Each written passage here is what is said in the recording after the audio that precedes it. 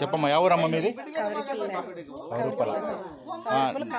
నువ్వు నొప్పులుండి కూర్చొని మాట్లాడకరమ్మా, కొంచెం మాట్లాడక.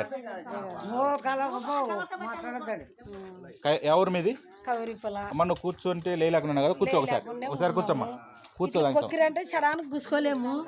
కూర్చొని కూర్చున్నావు, ఇంతకుముందు కూర్చోలేకుండా లేలేకుండా కదా, పైకి లే. మరి ఇప్పుడు అంటే ఇప్పుడు నువ్వు చెప్పేది వరకు మాట్లాడక, నువ్వు లేచినావా లేదా? లేచినాను.